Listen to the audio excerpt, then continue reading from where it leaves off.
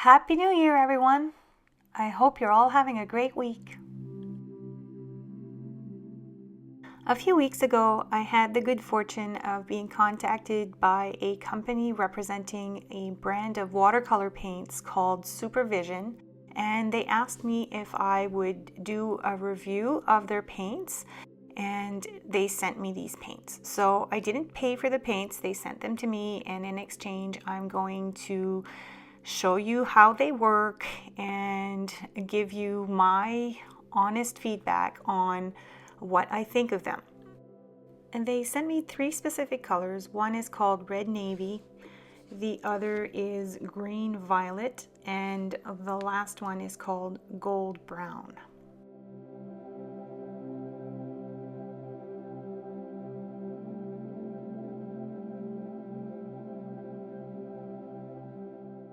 Instead of working straight from the tube, I typically prefer to work straight from my watercolor pan set. So I added each color to my to my color palette, and I let them dry before I started playing with them.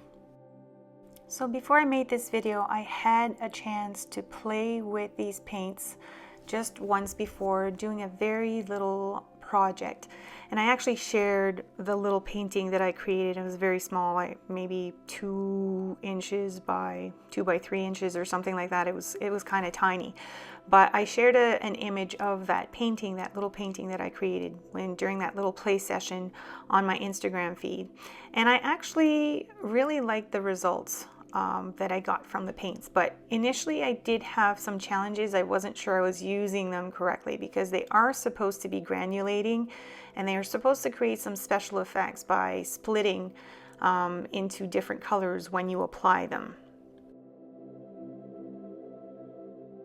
So today I'm going to do what I normally do, and I'm going to paint an intuitive painting using these three colors, mainly these three colors. And of course, if you know me, you know some Star Gold is probably going to sneak in there.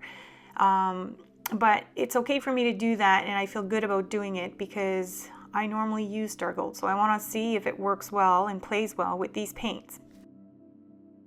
The first color that I applied to my paper was the Gold Brown, and I was applying it straight from my palette after the paint had dried for quite a few days.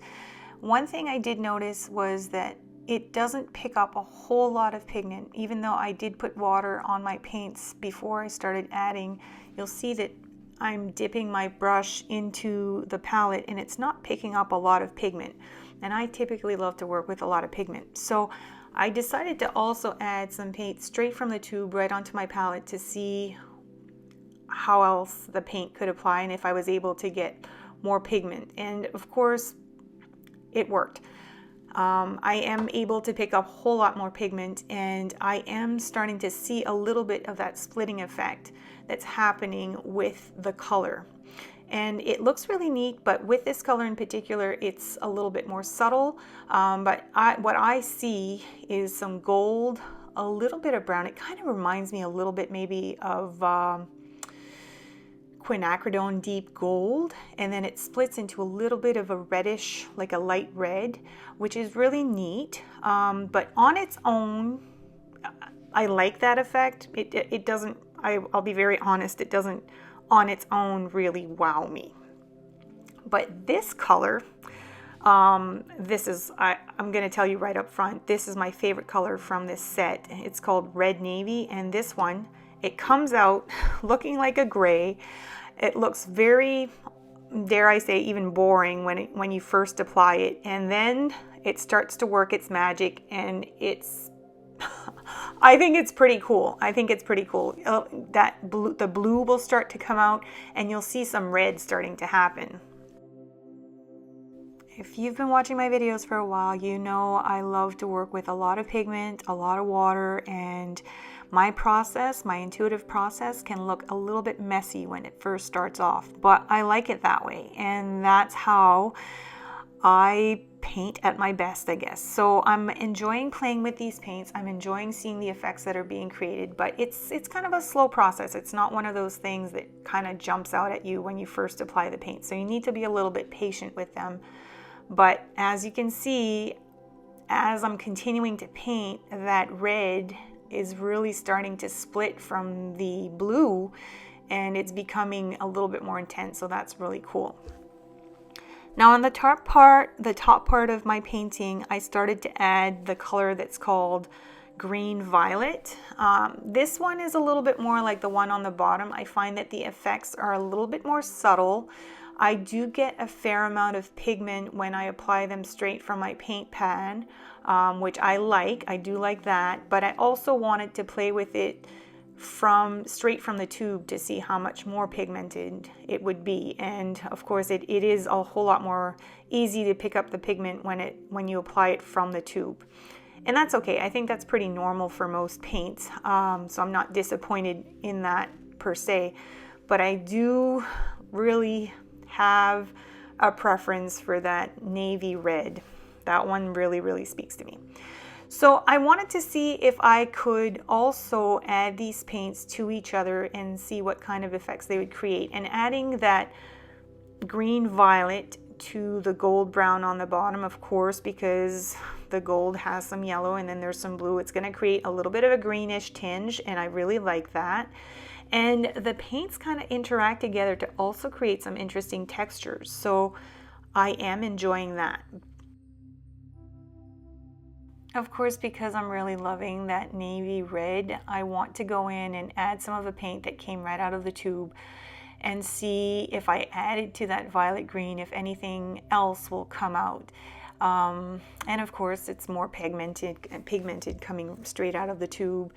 Right when you apply it at first, like I said, it comes out looking gray, so it's, I don't want to say deceiving, but you don't know straight off what you're going to get. If you just look at the paint, you don't know exactly the result that you're going to get. But as the paint keeps working its magic on the paper with the water and it starts to split, it starts to become really cool.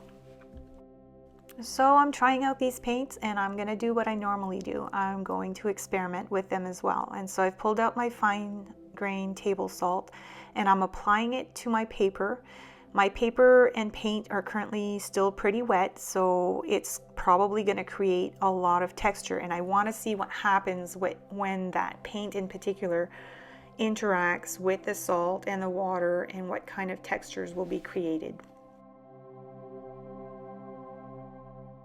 Let's move in just a little bit closer so you can see how the salt and the paint are interacting.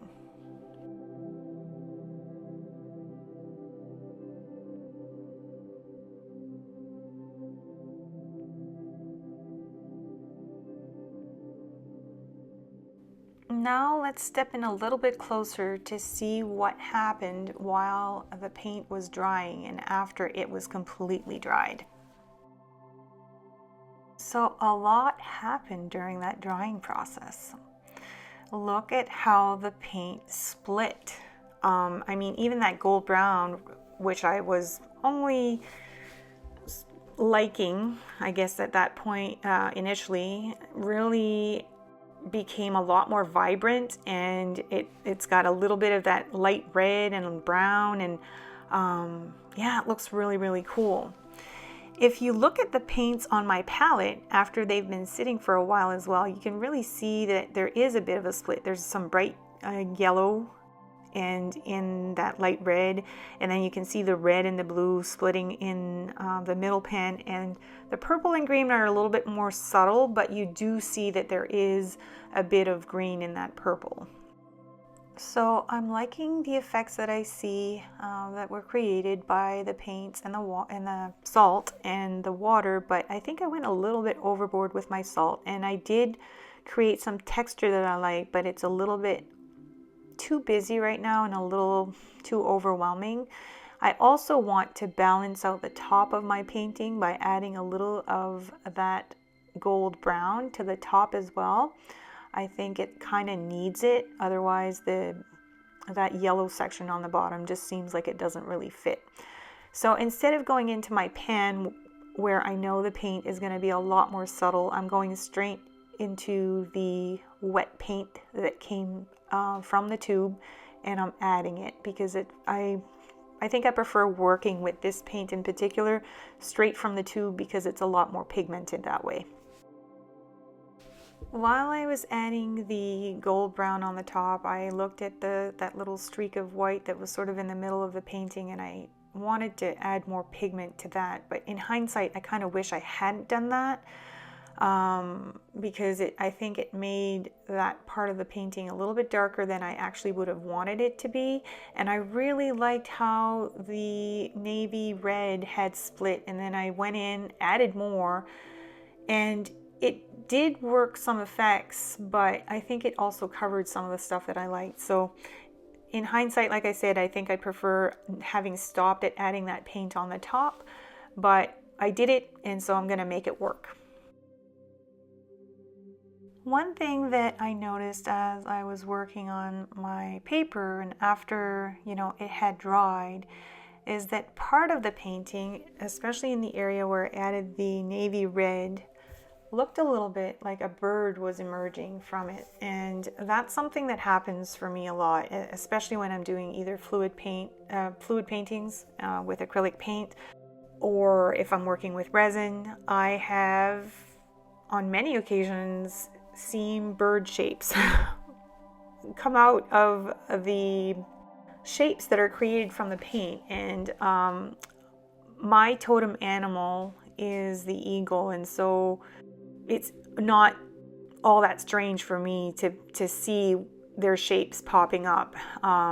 Maybe other people would pick up on it, but I do pick up on it very easily. And so I saw that and I thought, maybe I could paint an eagle in this painting.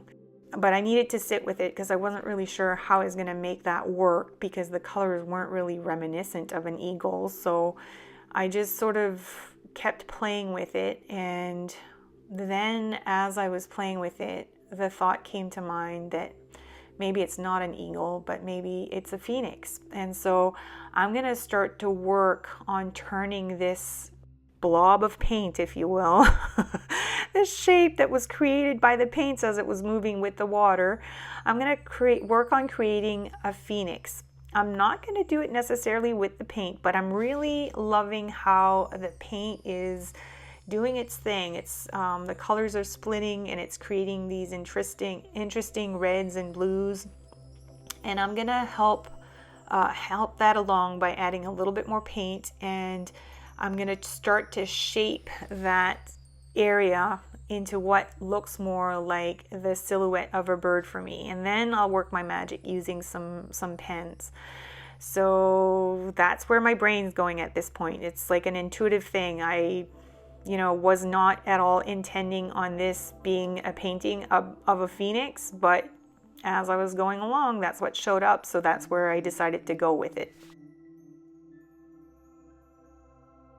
I really like how the top part of my painting and how that section that I'm calling a bird was looking, and I really, like I said, in hindsight, I wish I had trusted my intuition and just left the bottom alone, because I liked the bottom a lot more before I actually went and added more paint to it. But that's okay. I learned something in that process, and I know that when I'm working with that brown, that gold brown and that purple green, that the green violet, sorry, that I probably want to work in lighter layers. Again, lesson learned. There's nothing wrong with that, and I will make it work. I am going to add more salt to see if I can sort of save it at this point, but I think, just go with the flow. I made this, so now let's see what I can do to transform this area of the painting. In the end, I feel like I will have succeeded in shifting this area into something that I like much better. So let's just wait and see what you think.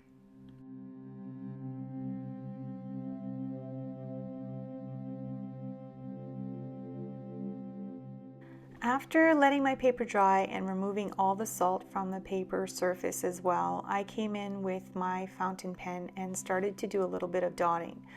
Before I did this, however, I had created some pencil lines just to serve as a guide for me as I was working on creating my bird. But My studio lights are pretty intense, and the lines were not very easily visible for me, so I had to come in off camera using my fountain pen. I basically went over the pencil lines and did a little bit of light marking of the paper so that I could see what I was doing. I don't like working blindly. My eyesight's actually not getting better as I'm aging, and so with these harsh studio lights, sometimes it's really hard for me to see pencil marks that I make on my paper. So the pen marks will definitely help, and I think it'll show you a little bit more what I'm doing. So to draw my phoenix, I've never seen a phoenix. Let's just put it out there. I've only seen images representing phoenixes online. So I just went on Google and I did a search, and a whole bunch of different images popped up. And I didn't really love any one image very much, especially for the shape that I was working with. So I sort of just used my imagination and a bunch of different images to sort of inspire the shape that I'm creating here for this painting. And in the end, I'm actually really happy with it and how it turned out. So I'm basically going to go around my lines. I didn't want to draw very harsh, hard, straight lines with my black pen. I wanted it to look like the phoenix was surreal in some ways, and so I used stippling in order to create a contour for my phoenix.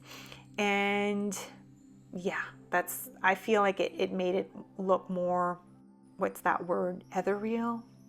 I don't know that I can say that properly. That's the French in me. Me and TH, we have we have an interesting an interesting relationship. It's always been a hard one for me to pronounce, but I think ethereal is the word I'm wanting to use. I'm not 100% sure. If you can think of a better word, please don't hesitate to correct me. At one point, I felt like the ink in my fountain pen just wasn't dark enough to really stand out against the darker paint in the background. So I decided to pull my Posca marker out to keep doing my stippling. I don't typically like to work with my Posca pens on watercolor paper because the surface is rough and it tends to be really hard on the tips of my Posca pens. But I also really love how dark the ink is on a Posca pen. So I figured if I'm just using it in a dotting motion, it shouldn't do too much harm to my pen tip, and I'll add just a few dots with it, and then I'll come back in with my fountain pen to darken up the lines, or to keep adding some darkness and a little bit more subtle stippling to the contour of my bird's feathers and its shape. It was really quite a long process for me to work on making my phoenix emerge, I won't lie. Stippling is not for the faint of heart, in the sense that it can take a lot of time when especially if you're working on something a little bit more intricate, and in this case, working on a phoenix's feathers, and the shape of the bird is definitely a lot more intricate than some of the other work that I do here on YouTube. So it does take some time and patience, but stippling is also such a zen technique because it is repetitive. And if you can just let yourself stick with focusing on the lines that you're trying to create in your painting, and focusing on just doing those little dots on your paper, it can be very relaxing. So I enjoy this process, and that's one of the reasons I tend to incorporate it a lot in my paintings. I also find that the addition of black really helps the colors in the background of my painting to pop. So I love to add the stippling in my painting also for that reason. It's the contrast of values in the colors that really help them play well together. So it's important for me to do it I guess because I find that my painting looks a lot better when I do it and I take the time to make those colors pop. So you'll see now that I'm done with the stippling that the Phoenix is really starting to be a whole lot more apparent than it might have been when I was just looking at the painted background. But for me, this is what I was seeing when I was looking at that shape that had shown up in my paper. So I really wanted to make it come out, and I'm super happy that I managed to do it as well as I did. The gold brown that's just below my Phoenix is perfect because it looks a little bit like my Phoenix is rising from fire, which is what I want. And that's probably one of the reasons that the Phoenix came to mind when I was looking at the colors in my background. But I'm not 100% crazy with what's just below that section. So I'm coming in with, well, I was gonna go in with my fountain pen, but my fountain pen was having a hard time on the surface. The paints are granulating and they create really, really cool effects, but my pen, the tip of my pen seems to have a harder time working on it. It seems to clog up a lot more easily. And so that's one thing that I noticed. It's because the paints are granulating, and probably also my fault. I added a lot of pigment to my paper, which I typically do. It makes it harder to work with my pens on this surface. This pen in particular had a hard time, and I also am going to use a fine tip pen at some point, and it didn't work all that well on it either. So I broke down and I ended up using some other markers that have a tip that might not fare so well working on a rough surface. But this marker here, the Zig Writer, has a dual tip, and the fine tip is not exactly like a felt tip. I don't really know how to describe the tip of it, but it seemed to do okay on the paper, so not just on the paper, but also on the paint. So I used it to create my marks, and it has a thicker end also. On the other end, the tip is much bigger, so that would probably work okay as well, though that tip might take a beating if it was used on a surface this rough too often. But as you can see, this marker is working way better on that surface than my fountain pen was. And I thought maybe I was running out of ink in my fountain pen, but that wasn't the case. It was really that I had put a lot of pigment on my paper, and since it's a granulating paint, and I also used some salt, even though I rubbed the salt off, it always seems to leave a little bit of a texture. And so that might have also made my paper more porous and rougher and a little bit harder to work with using a fountain pen or a metal tip pen. Now typically that's what I like to use when I'm painting. I like to use metal tip pens, especially on watercolor paper, because it doesn't really wreak havoc on my pens quite as much. So I'm still in discovery mode with this paint, and I'm definitely going to have to keep experimenting with it, because when I'm working with watercolors, oftentimes after I've created my background, I want to be able to go in with my pens and my markers, etc., in order to work on creating some more fine details. So I'll need to figure this out a little bit better. In terms of creating stippling, my fountain pen worked really well and didn't really seem to have any problems. I needed to dab it on a clean piece of paper every once in a while, but that's not unusual. That's the same kind of thing I have to do with my other paints, so it's not really a problem. And again, another thing is I think I went a little bit overboard. I was excited to play with these new paints, and I probably added way more pigment than I actually needed to add, because I was pretty happy with my first layer. After I added that gold brown on the top of my painting, I probably could have just stuck with that and been completely happy with it. Still, I really do love the background that I was able to create with these paints, and I'm happy that I came up with the idea of creating what looks like abstract grass, if you will, on the very bottom. that section of the painting is greener. And so it seems to work well. It's like there's grass in the foreground, and behind the grass there's some flames, and the phoenix is rising from these flames. That's where my brain is. That's where my imagination is taking me with this. So I'm trying to translate that onto paper.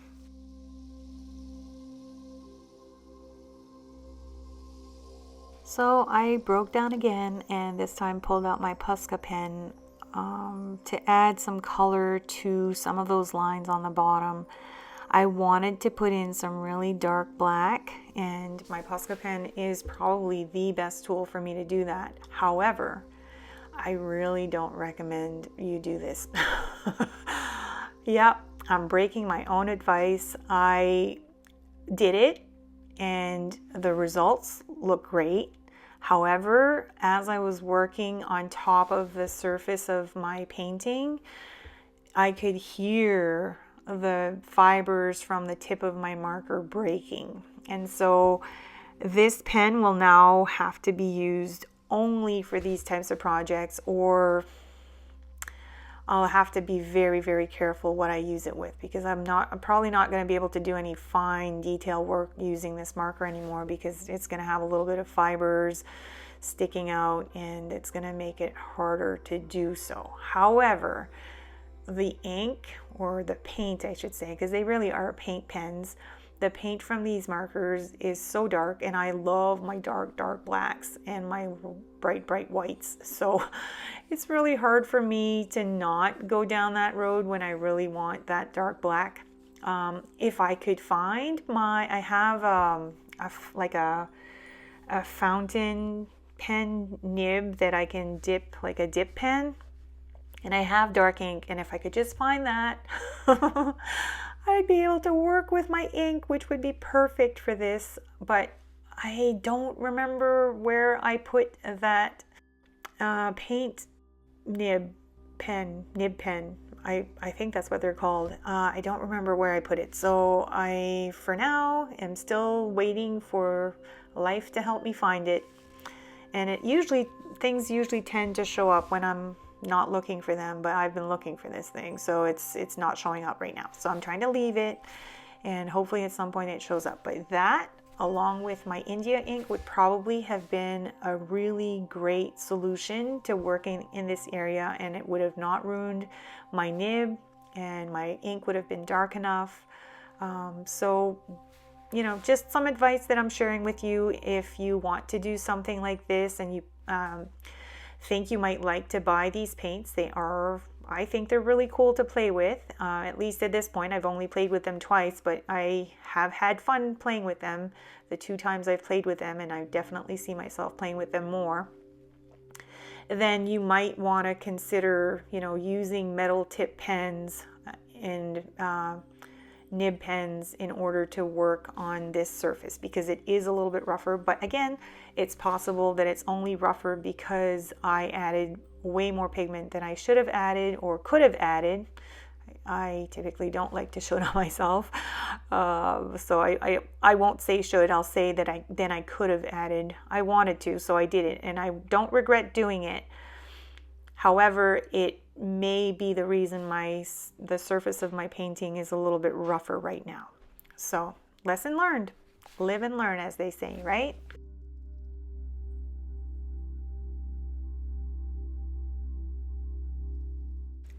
So my phoenix is rising from the ground, and it's flying towards the sun. And the phoenix is a symbol of the sun. So it seemed to me that it would only make sense that I include an abstract representation of the sun in my painting. So as I mentioned earlier, I wanted to see how these paints were actually going to play with my other paints, and Star Gold is one of my favorites, and so I had to see if Star Gold would work well with them. And as I'm applying the paint, I must say I really am liking what I see. The Star Gold really seems to pop and really complement the colors that are already in the background. So I'm really liking that.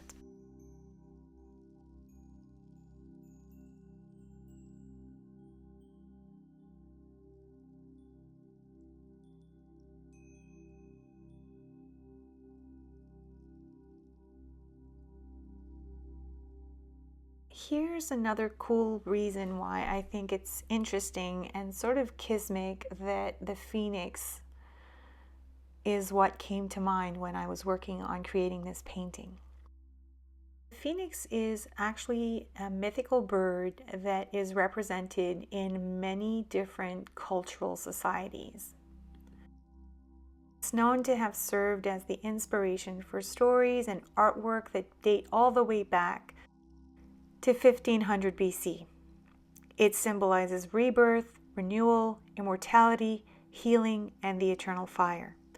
I thought it was especially cool that it chose to make an appearance in my painting, or I chose to see it emerging from my painting as we were just starting the new year, because usually the new year is a time of rebirth and renewal, and it's the time of year where we start to think about new beginnings and starting new projects.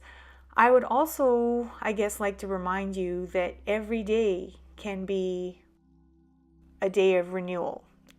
We don't have to work to wait until the new year in order to think of renewal and rebirth and starting new projects. Every single day we wake up, we can reinvent ourselves or change how we do things. That is one of life's gifts that's offered to us every single day. So anyway, I just thought I'd share that information with you. I find the phoenix mythology to be very interesting, and like I said, they are mythical. I've never seen one, but it's cool that's what came to mind for me. Normally it would be an eagle, because eagles are my totem animals and they seem to show up in my life very frequently. But this painting called for a phoenix, not an eagle, so that's where I went.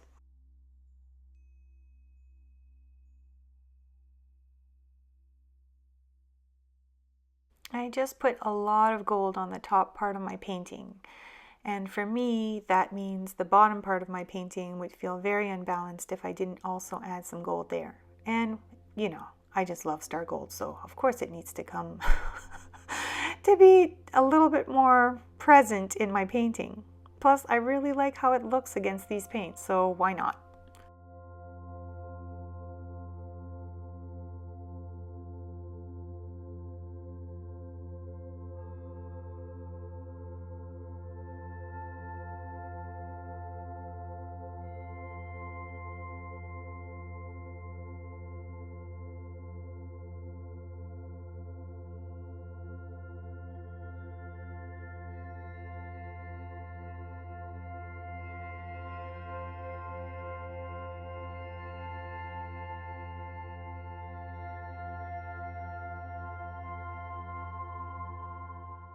In this section of my painting, the star gold is not going to pop quite as much when you're looking at it straight on, because it's very similar to the color tones in my background. It does show up a little bit more against that green, but when it's against that gold brown, you can't see it a whole lot.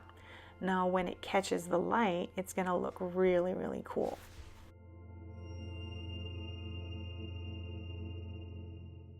There are a lot of mid values and dark values in my painting, but not a whole lot of light values. And so I wanted to create some light values, and I decided to add some white to the bottom portion of my painting, and I'll add a little bit more on the top as well. My normal or my usual favorite would be my white Signa pen, but it wouldn't really let out any ink on this surface, and so again broke my rule. Well, I don't even know why I call them rules, because I don't tend to work with rules. I find them very restrictive, so I just went with what I felt would work best. Unfortunately, it is not going to work all that well for my Posca marker, but my Posca marker is working really well in putting paint on my paper. So at this point, that's what I really want. And I will just dedicate this marker and the other one, my black one, to working on these types of paintings, and that'll be okay.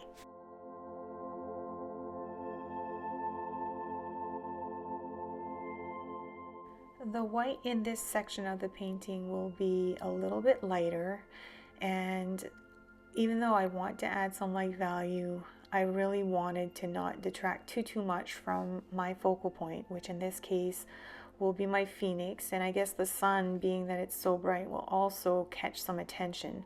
I didn't want the white to be too attention grabbing either. I wanted to add some, however, and I decided to do so in these little dots. And this for me is going to be representative of the phoenix breaking through the atmosphere and making its way closer to the sun.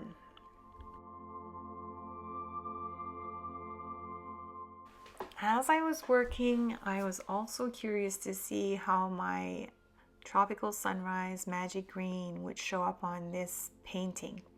It's a transparent iridescent paint that when it's reflected in the light shows up with a little bit of a greenish tone. And looking at the colors that were in this painting and the colors in my phoenix, I thought, I probably would look really neat on my phoenix. So I decided to add it, and I'm so happy I did, because it really does play very well with these colors in the background. And it's not overly obvious when you're looking at it from this perspective, but when it catches the light, oh, it's really neat.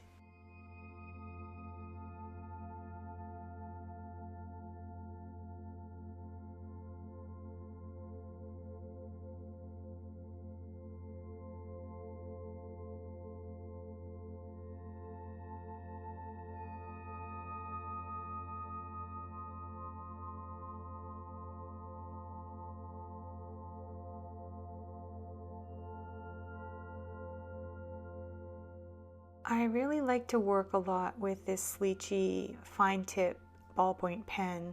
Unfortunately, again, it was really hard for me to actually get the marks to show up on the paper.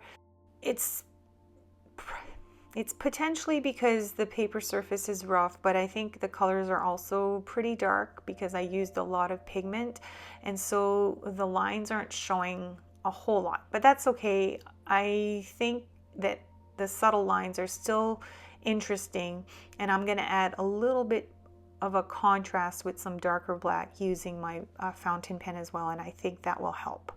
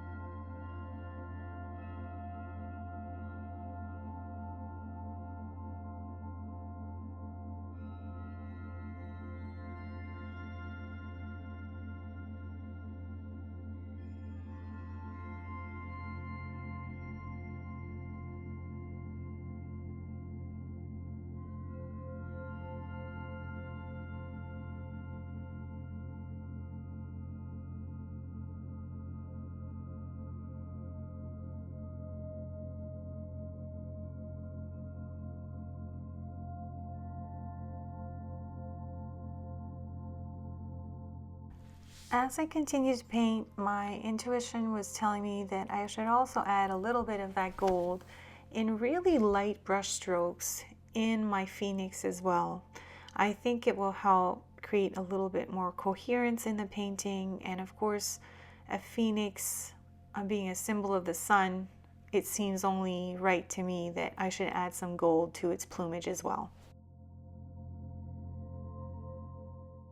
To do this, I'm keeping my brush relatively dry, and I'm only adding very light brush strokes, just skimming the surface of my painting as I'm adding the paint. and it's not going to be very obvious where the paint is. And that's exactly how I want it. I want it to be something that's more visible as it catches the light.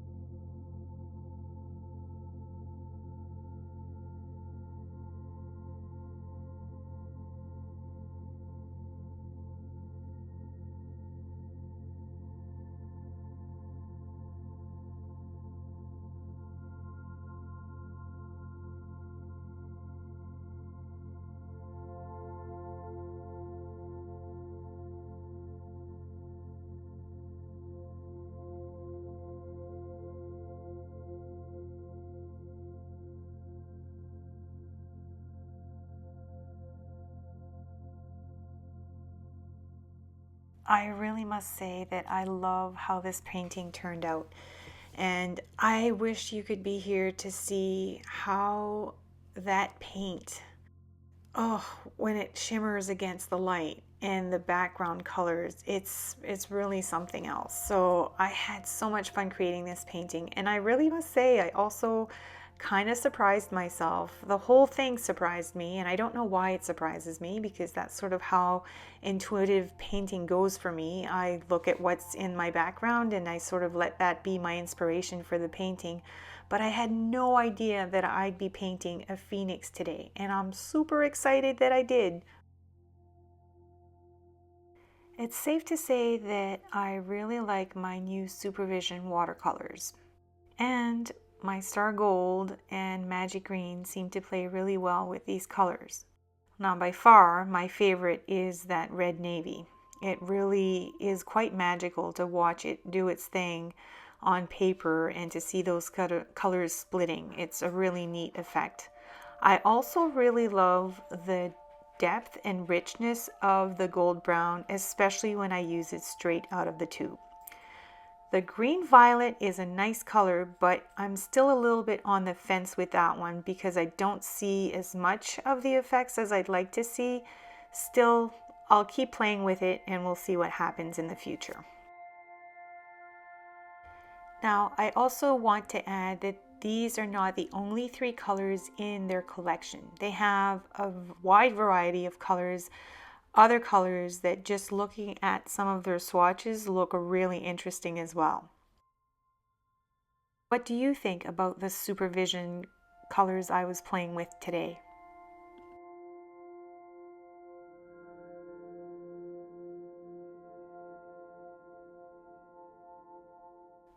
Isn't it just so much fun to play with paint? Thank you again for making the time to join me on this journey. I hope you have a wonderful week and happy creating!